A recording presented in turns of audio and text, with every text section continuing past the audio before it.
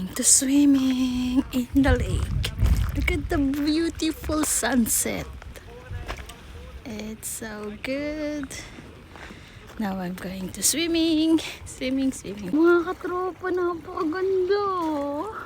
Oh my gosh, ang ganda talaga. Linaw naman. Ay, swimming po ako rito. Ang linaw ng tubig. Ayun, tingnan nyo mga katropa, napakaganda oh. Ang ganda ng langit. Ayun mga katropa, nag-swimming po ako rito. Tapos na po yung trabaho ko. At ang sarap ng pakiramdam mga katropa nang nagsiswimming after work. Naka 10 balik ako pag ano, no? Sarap. Ay, tapos ang ganda pa ng tanawin, no? Oh, sulit talaga, grabe, sulit. Nakaka-inlove. Huwag niyo tingnan yung nagbibihis. Super ganda, di ba? Picture tayo sa magandang tanawin. Takpan natin si ate. Hala, nag-post muna ang aura ng inyong katropa dito kasi napakaganda ng tanawin.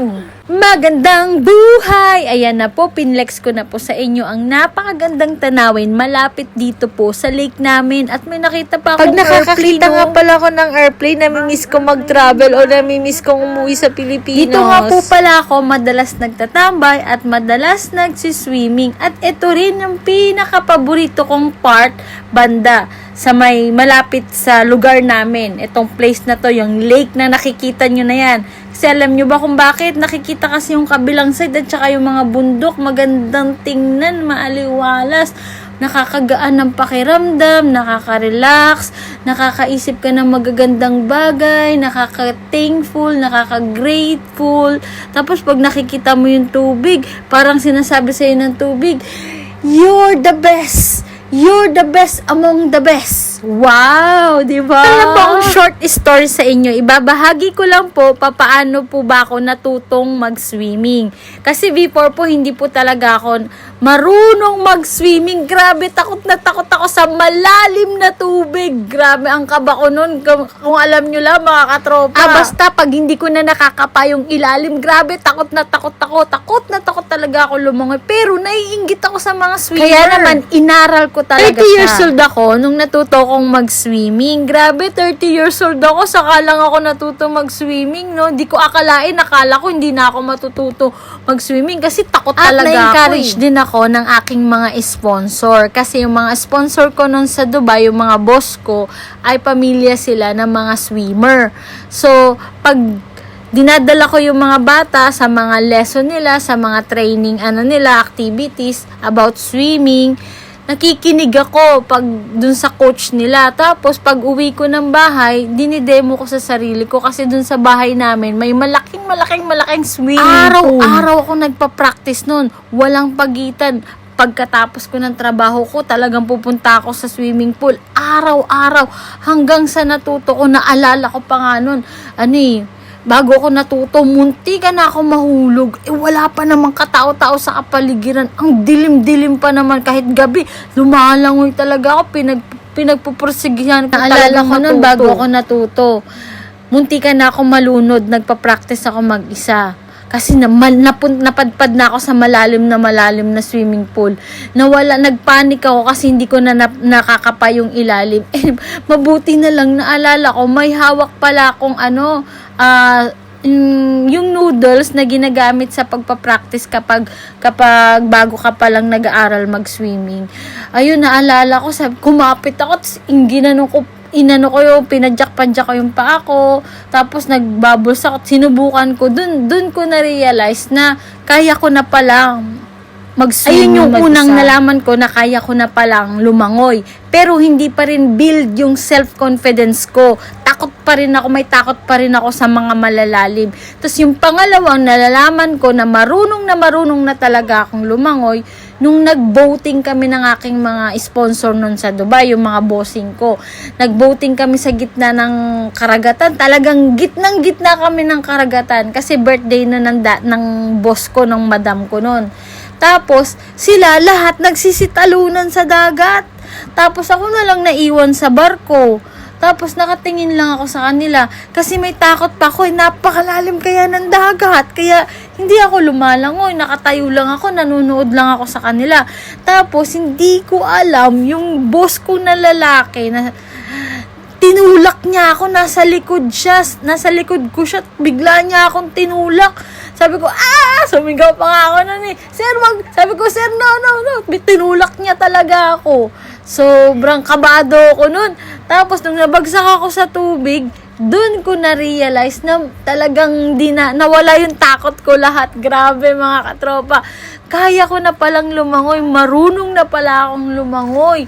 Simula nun, nung tumalon ako sa gitna ng karagatan, gitnang-gitna kami ng karagatan dun nawala yung takot ko. At sobrang sarap ng feeling ko nun. Grabe! Then yung na-build ko na yung self-confidence ko sa sarili ko. So, araw-araw ko na siyang ginagawa.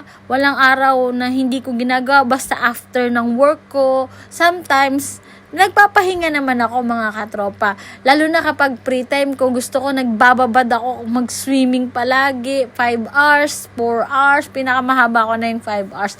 Ang sarap kasi ng feeling mga katropa. Nare-relax yung katawan ko, nare-relax yung sarili ko. Sabi nila yung swimming daw nakaka-stress, pero para sa akin, hindi.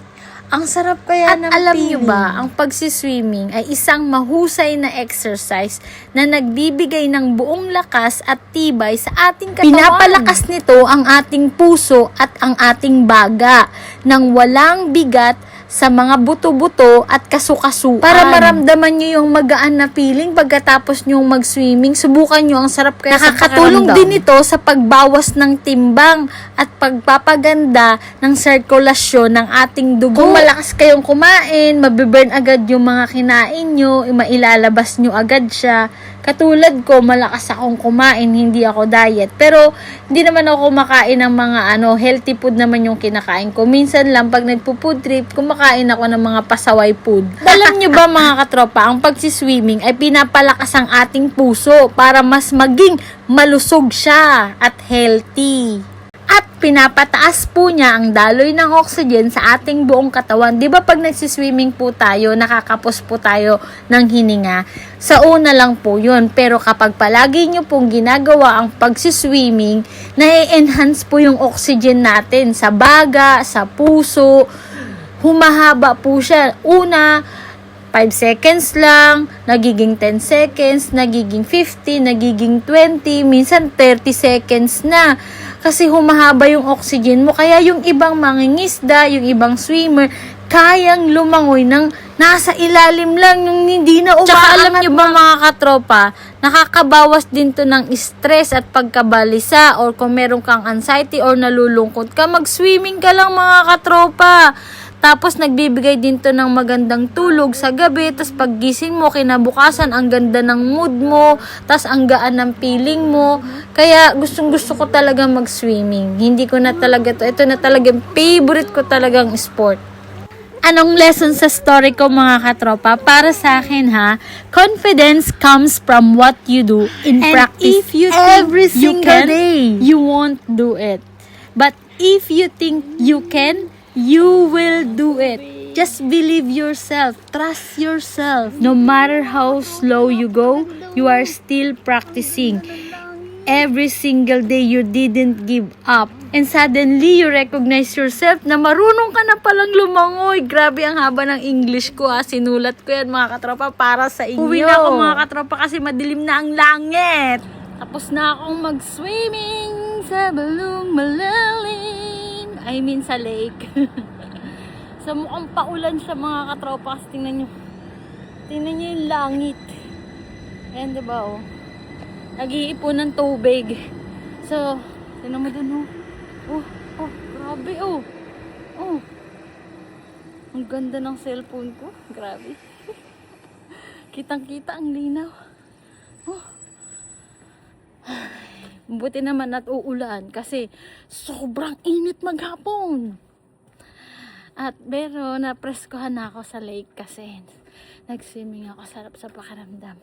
So ito nga po pala ang inyong katropa, Janet Patches, dito lang sa Switzerland. Mag-ingat po kayo, pagpalain ng buhay. Bye!